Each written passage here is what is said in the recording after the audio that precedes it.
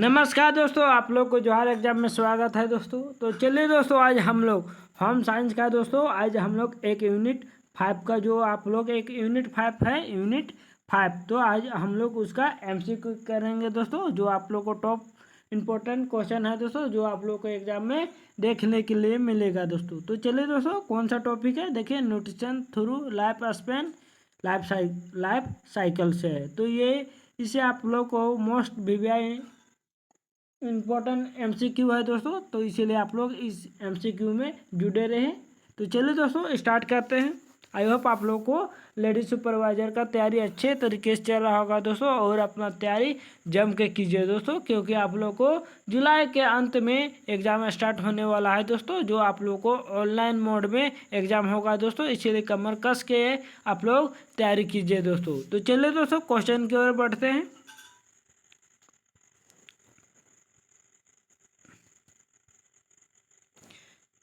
देखिए क्वेश्चन में दोस्तों, नवजात शिशु के लिए आरडीए का कौन सा प्रमुख पोषक तत्व है? तो कौन सा है दोस्तों? प्रोटीन है, कार्बोहाइड्रेट है, विटामिन डी है, कैल्शियम है। तो कौन सा है दोस्तों? नवजात शिशु के लिए आरडीए का प्रमुख पोषक तत्व कौन सा है? तो ये आप लोग पढ़े होंगे तो पता होगा दोस्तों, प्रोटीन है। क्या है? प्रोटीन है।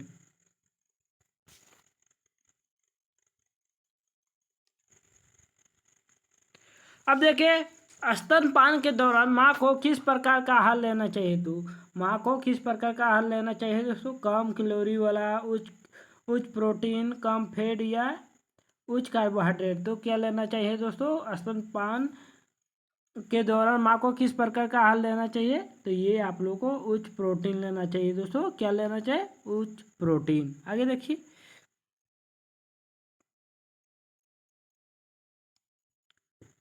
देखिए स्तनपान कब तक करना चाहिए? तो 6 महीने, 1 साल, 2 साल, 3 साल। तो कितने साल में करना चाहिए दोस्तों?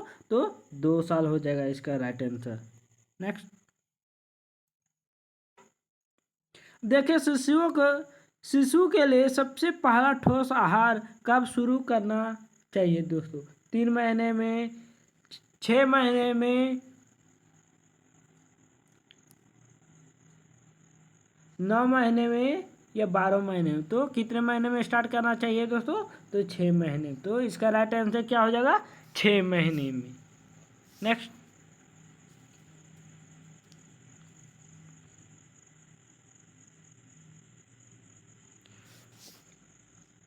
अब देखिए शिशु के पहले 6 महीने किस पोषक तत्व की विशेष रूप से आवश्यकता होती है? तो दोस्तों, किस पोषक तत्व की आवश्यकता होती है? तो ये आयरन की आवश्यकता होती है दोस्तों। किसकी होती है? आयरन की। शिशु के पहले 6 महीने के लिए किस पोषक तत्व की विशेष आवश्यकता होती है? ये आयरन की होती है। नेक्स्ट, अब देखिए प्रारंभिक बचपन में कैल्शियम की आवश्यकता क्यों होती है? तो कैल्शियम की आवश्यकता क्यों होती है दोस्तों? ये आप लोग को हड्डियों और दांतों के विकास के लिए। किसके लिए दोस्तों? ये हड्डियों और दांतों के विकास के लिए। नेक्स्ट,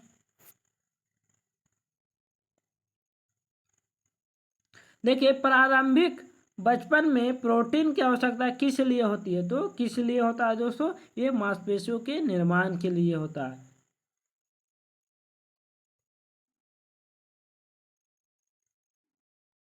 देखिए प्रारंभिक बचपन में विटामिन ए की कमी से क्या हो सकता है? तो प्रारंभिक बचपन में विटामिन ए की कमी होगा तो आप लोग को कौन सा रोग का हो जाएगा दोस्तों? तो ये होगा आपको रात में दृष्टि की समस्या हो जाएगी दोस्तों। क्या हो जाएगी?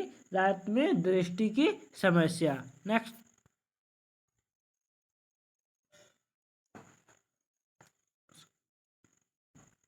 अब देखिए कौन सा खाद्य समूह बच्चों के लिए आवश्यक है? तो इस चारों में से कौन सा एक खाद्य समूह जो है बच्चों के लिए आवश्यक है दोस्तों?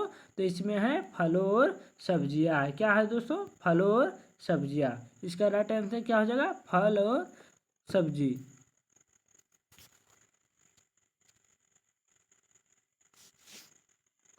देखिए बच्चों के आहार में आयरन की कमी से क्या हो सकता है? तो बच्चे में आयरन की कमी से क्या हो सकता है दोस्तों?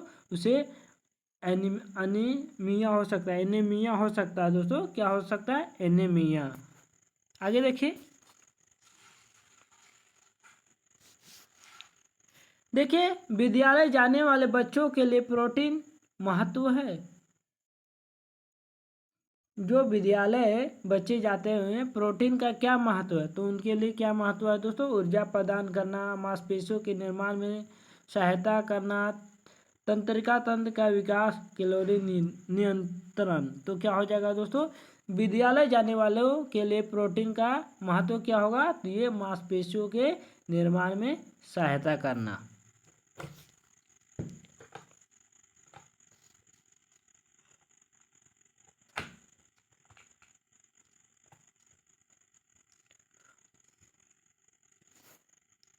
अब देखिए कौन सा विटामिन बच्चों की प्रतिरक्षा प्रणाली को मजबूत करता है, तो कौन कहता है, vitamin A, vitamin C, vitamin D या विटामिन ई। तो कौन कहता है दोस्तों, तो ये कहता है विटामिन डी।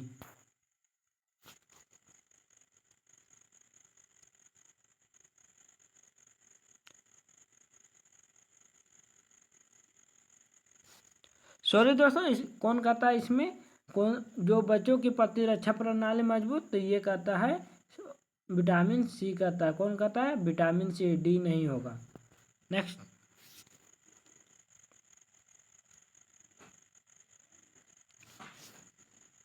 देखिए विद्यालय जाने वाले बच्चों के लिए स्वस्थ नाश्ता क्या होना चाहिए, तो जो भी बच्चे विद्यालय जाते हैं तो उन लोग को स्वस्थ नाश्ता क्या होना चाहिए दोस्तों, तो उन लोग को फल, सब्जियां और साबुत अनाज होना चाहिए दोस्तों। उन लोग को अच्छा नाश्ता मिलेगा तो विद्यालय जाने वाले बच्चे स्वस्थ रहेंगे, इसीलिए उन लोग को फल, सब्जियां और साबुत अनाज होना चाहिए। अब देखिए आगे कि बच्चों के मोटापे से बचने के लिए किस प्रकार के भोजन दिया जाना चाहिए, तो बच्चे की मोटापे के लिए किस प्रकार के भोजन देना चाहिए दोस्तों, संतुलित क्या देना चाहिए, संतुलित और पौष्टिक आहार देना चाहिए। क्या देना चाहिए, संतुष्ट और पौष्टिक आहार देना चाहिए। आगे देखिए, देखिए विद्यालय जाने वाले बच्चों के लिए ऊर्जा प्रमुख स्रोत है दोस्तों, तो किसके लिए है दोस्तों ये, तो विद्यालय जाने वाले बच्चों के लिए ऊर्जा का प्रमुख स्रोत क्या है दोस्तों, तो उसका क्या है, वसा और कार्बोहाइड्रेट है। क्या है, वसा और कार्बोहाइड्रेट। अब देखिए किशोरावस्था में प्रोटीन की आवश्यकता क्यों बढ़ जाती है, तो किशोरावस्था में प्रोटीन की आवश्यकता क्यों बढ़ जाती है दोस्तों, तो किस लिए बढ़ जाता है, मांसपेशियों और ऊतकों के निर्माण के लिए किशोरावस्था में प्रोटीन की आवश्यकता बढ़ जाता है दोस्तों।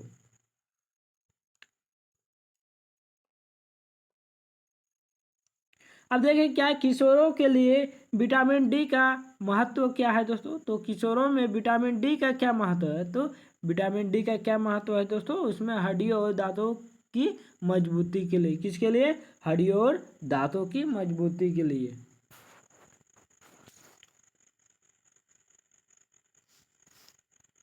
देखिए किशोरावस्था में आयरन की आवश्यकता क्यों महत्वपूर्ण है, तो किशोरावस्था में आयरन की आवश्यकता क्यों महत्वपूर्ण है दोस्तों, तो क्यों है, ये रक्त निर्माण और एनीमिया के बचाव के लिए किशोरावस्था में आयरन की आवश्यकता है दोस्तों, रक्त निर्माण और एनीमिया रोग से बचाने के लिए विटामिन आयरन की आवश्यकता है दोस्तों किशोरावस्था में।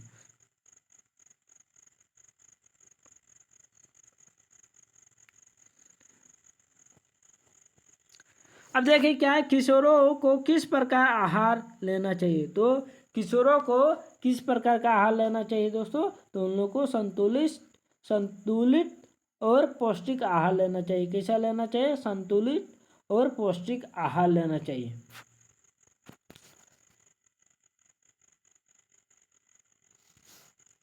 देखिए किशोरों के लिए स्वस्थ नाश्ता क्या हो सकता है, तो किशोरों के लिए क्या स्वस्थ नाश्ता हो सकता है दोस्तों, तो उन लोगों के लिए फल, दही और साबुत अनाज ये किशोरों के नाश्ता के लिए होना चाहिए दोस्तों।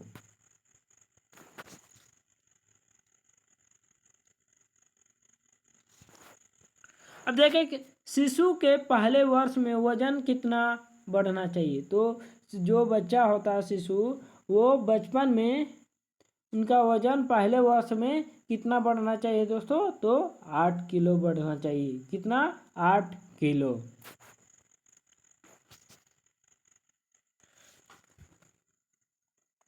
देखिए दोस्तों, अगर आप लोग झारखंड महिला सुपरवाइजर का तैयारी कर रहे हैं दोस्तों, तो आप लोग जो हर एग्जाम में संपर्क करके आप लोग सोशोलॉजी, होम साइंस और साइकोलॉजी का नोट्स ले सकते हैं दोस्तों। तो ये तीनों का आप लोग नोट्स ले सकते हैं, जो आप लोग एग्ज़ाम के लिए बहुत ही हेल्पफुल रहेगा दोस्तों। तो इसीलिए आप लोग ये नोट्स ले लीजिए, जो आप लोग को मिनिमम फी में मिल रहा है दोस्तों।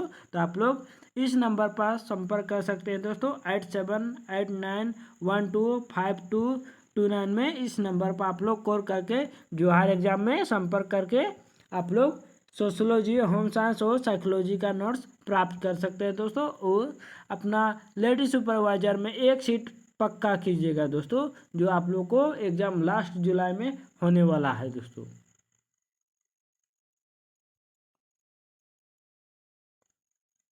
देखिए दोस्तों, अगर आप लोग जो हर एग्जाम में से जुड़े हुए हैं, तो आप लोग टेस्ट सीरीज भी लेना मत भूलिएगा दोस्तों, समझे। आप लोग को टेस्ट सीरीज सोशोलॉजी, साइकोलॉजी और होम साइंस तीनों का टेस्ट सीरीज मिलेगा दोस्तों। जो आप लोग को दो टोटल जो रहेगा 10 सेट रहेगा दोस्तों, साइकोलॉजी में भी, होम साइंस में भी और तीनों सब्जेक्ट में रहेगा। और हिंदी का भी टेस्ट सीरीज मिलेगा दोस्तों। इसीलिए आप लोग कितना मिलेगा ये टेस्ट सीरीज? 200 में मिनिमम दोस्तों। और आप लोग इस नंबर पर कॉल कर सकते हैं दोस्तों, जो हर एग्जाम में टेस्ट सीरीज प्राप्त करने के लिए दोस्तों। तो चलिए दोस्तों, फिर क्वेश्चन की ओर बढ़ते हैं।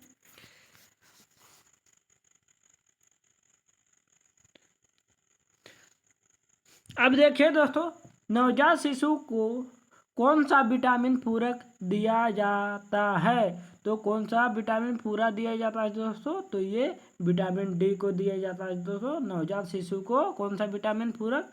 तो ये विटामिन डी को। नेक्स्ट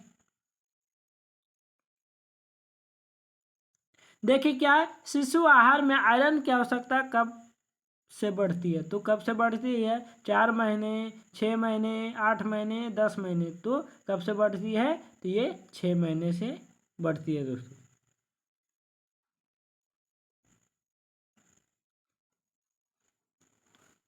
देखिए, शिशु को सबसे पहले कौन सा ठोस आहार दिया जाना चाहिए? तो शिशु को सबसे पहले कौन सा ठोस आहार देना चाहिए दोस्तों? चावल का पानी, मसाला का केला, दलिया या दूध। तो क्या देना चाहिए दोस्तों? मसला हुआ केला। मसाला नहीं है दोस्तों, इसमें क्या है? मसला हुआ केला। तो शिशु को सबसे पहले ठोस आहार में कौन सा देना चाहिए? तो मसला हुआ केला।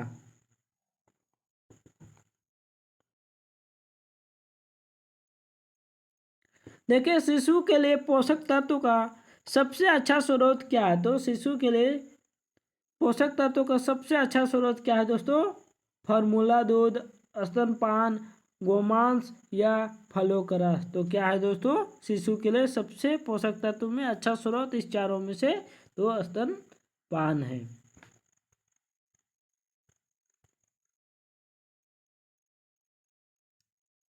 अब देखिए, प्री स्कूल बच्चों के लिए एक प्रोटीन का मुख्य स्रोत क्या है? तो क्या है दोस्तों? तले हुए खाद्य पदार्थ, दालें, नट्स, प्रोसेस्ड फूड या शक्कर युक्त स्नैक्स। तो क्या है दोस्तों? प्री स्कूल के लिए प्रोटीन का मुख्य स्रोत क्या है दोस्तों? तो ये दालें और नट्स है। क्या है? दालें और नट्स है। आगे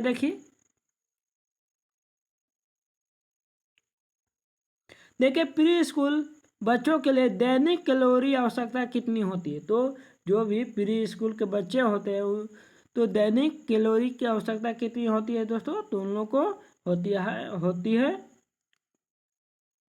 1000 से 1200 कैलोरी होता है दोस्तों। प्री स्कूल के लिए दैनिक कैलोरी की आवश्यकता होती है। आगे देखिए, प्री स्कूल बच्चों के लिए आहार में फाइबर की क्या भूमिका होती है? तो क्या भूमिका होती है दोस्तों? तो पाचन तंत्र को स्वस्थ रखने के लिए क्या होता है?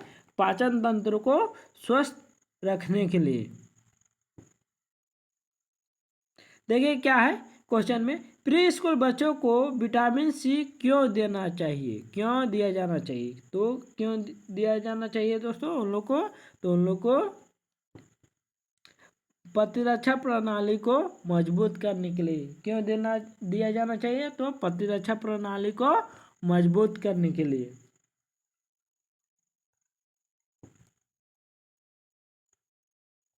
देखिए क्या है, प्री स्कूल बच्चों में कैल्शियम की कमी से क्या हो सकता है? तो कैल्शियम की कमी से क्या हो सकता है दोस्तों?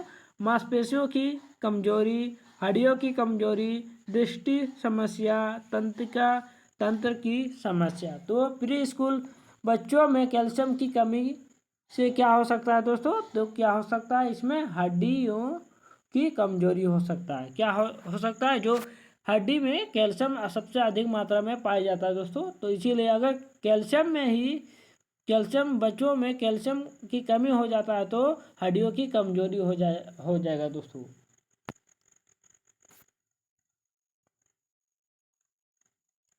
अब देखिए क्या है कि स्कूल बच्चों के लिए स्वस्थ नाश्ते का उदाहरण क्या है? तो स्कूल बच्चों के लिए स्वस्थ जो नाश्ता होता है उसका उदाहरण कौन सा है दोस्तों? देखिए चारों में से,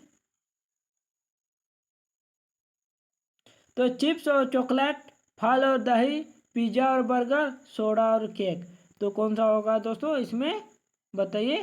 तो इसमें हो जाएगा आप लोगों को फल और दही हो जाएगा, जो स्कूल बच्चों के लिए स्वस्थ नाश्ते का उदाहरण है दोस्तों। देखिए स्कूल बच्चों के आहार में आयरन की कमी से क्या समस्या हो सकता है? तो आयरन की कमी से क्या समस्या हो सकता है दोस्तों? मोटापा, थकान और कमजोरी, दृष्टि समस्या, हड्डियों की समस्या। तो क्या हो सकता है दोस्तों? आयरन की कमी से स्कूल के बच्चों में तो उसमें समस्या आ सकता है, थकान और कमजोरी की समस्या आ सकता है।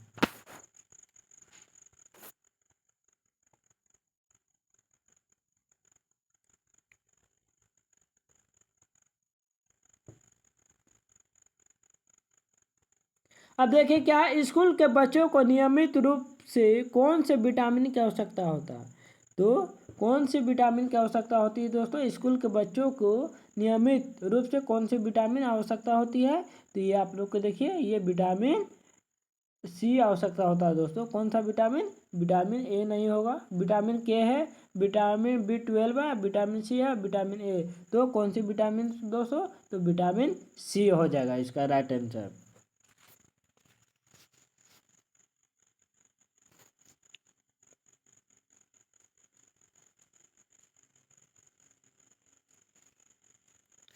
अब देखें, विद्यालय जाने वाले बच्चों के आहार से कौन सा पोषक तत्व तो अधिक मात्रा में होने चाहिए? तो जो अब स्कूल बच्चा जा रहा तो जाने के क्रम में उसका पोषक तत्व में सबसे अधिक मात्रा में क्या होना चाहिए? आहार कौन सा आहार होना चाहिए दोस्तों?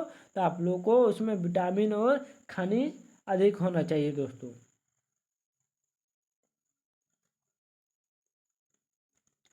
अब देखिए, स्कूल बच्चों के लिए स्वस्थ भोजन की योजना कैसी बनाई जा सकती है? तो स्कूल बच्चों के लिए स्वस्थ योजना कैसी बनाई जा सकती है दोस्तों? तो इसमें विभिन्न खाद्य समूहों को संतुलन बनाकर स्कूल के बच्चों के लिए स्वस्थ भोजन की योजना बनाई जा सकती है।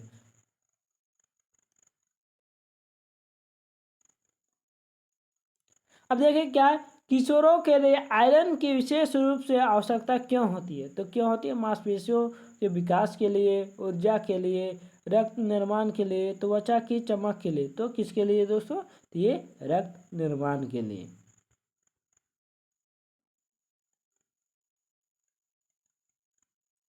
अब देखिए, किशोरावस्था में कैल्शियम की कमी से क्या समस्या हो सकता है? तो क्या समस्या हो सकती है दोस्तों कैल्शियम की कमी से?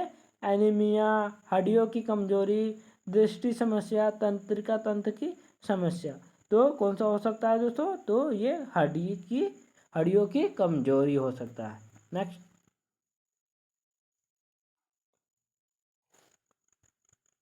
देखिए किशोरों के आहार में प्रोटीन का क्या महत्व है? तो क्या महत्व है दोस्तों? ये तो रिपीटेड क्वेश्चन है, दोबारा क्वेश्चन आ गया है ये। तो इसमें क्या है दोस्तों? मांसपेशियों और ऊतकों के निर्माण में सहायता करना। तो जो किशोरों के आहार में प्रोटीन का महत्व है दोस्तों इसका।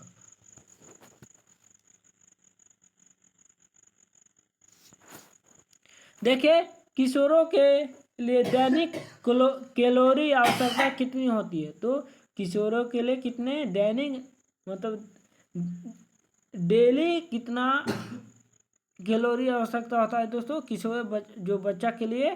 तो इसमें 2000 से हो जाएगा 2500 के बीच कैलोरी में, जो किशोरों के लिए दैनिक कैलोरी आवश्यकता होती है दोस्तों। तो चलिए दोस्तों, आज के लिए हम लोग यहीं तक समाप्त करते हैं, फिर मिलते हैं।